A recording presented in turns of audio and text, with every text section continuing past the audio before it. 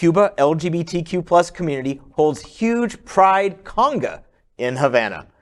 On Saturday, around 200 Cubans marched in Havana to the rhythm of a conga, a popular dance protesting against homophobia and transphobia and celebrating the legalization of marriage equality.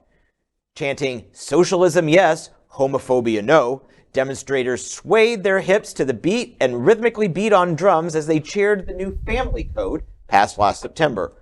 The code permits surrogate pregnancies as long as no money changes hands, and legally recognizes same-sex adoptions, as well as several fathers or mothers, in addition to the biological parents. It also defines marriage as the union between two people, rather than that of a man and a woman, while boosting the rights of children, the elderly, and the disabled. Yoilan Balon, a coordinator for the Transcuba network promoting trans rights, said all gays who want to consummate their relationships can do it there. Diana Pena, who organizes the network's youth outreach, said the Conga Pride Parade suited Cuba's spirit.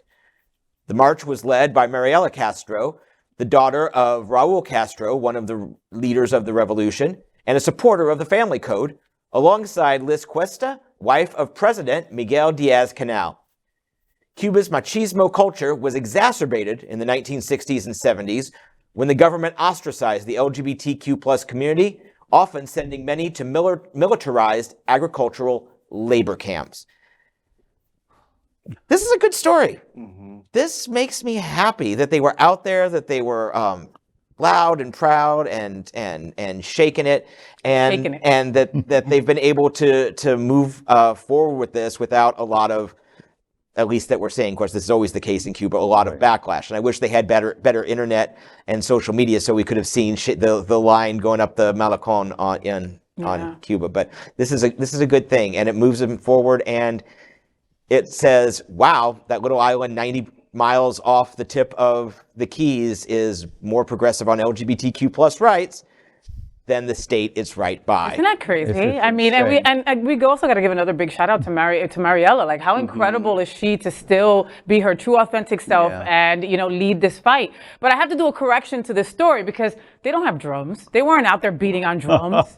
Anybody who knows Cubans, they go outside and they beat on pans, cazuelas, ding, ding, ding. That's what they do every time the Marlins or the Heat win. That's what happens here in Little Havana. But I think this is a wonderful thing. And unfortunately, I do have to think like John Hayden. It's like, wow, this little place that's 90 miles away seems a little fast forward or more forward thinking than us while we're taking steps back at such a high and alarming rate. Yeah. We have an obligation to be three-dimensional to the best that we can in story reporting at Queer News Tonight. There's no news show in the world like what's happening right now. No other place in the entire world.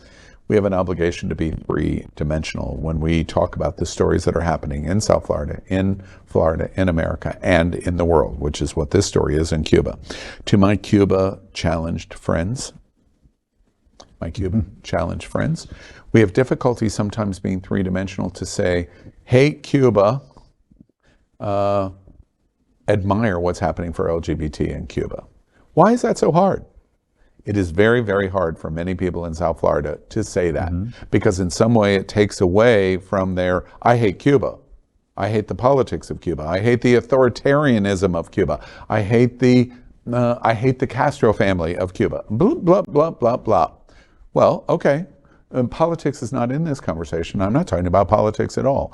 I'm only talking about LGBT rights in Cuba.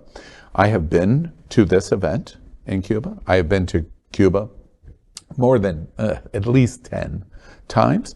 And one of the things that I can tell you for sure, and I've been saying this for 10 years and I will continue to say it, and my Cuba challenged friends, and you know who you are, shout me down and say, no. Let me tell you one thing that's for true, which Faye identifies. If you're transgender, you want to live in Cuba and you don't want to live in Florida, right? Period. If you're LGBT, you're embraced better on the island. 60-some% voted in the general election for the Family Act. Right. But even before the Family Act, if you're LGBT in Cuba, you were treated better by the government, the authoritarian institution that we do not like, better than from the governor's mansion or the state capitol in Florida. Those two things are facts. If you don't believe them, come into the studio and let's sit down and face seat and let's debate it. And we'll see who wins the argument. Because I assure you, I'm going to win the argument. Now, it's three-dimensional, and facts don't have to be important to my Cuban challenged friends. We are Queer News Tonight, the world's first and only live daily LGBTQ+ evening news show from Happening Out Television Network. In the model of PBS and NPR, we educate, inform, and entertain by supporting the 10 pillars of the LGBTQ+ community, with more than 100,000 a week watching on Roku, Apple Television, and other channels. To keep the stories going, we accept donations with 100% transparency. Stay updated and live authentically with Queer News Tonight.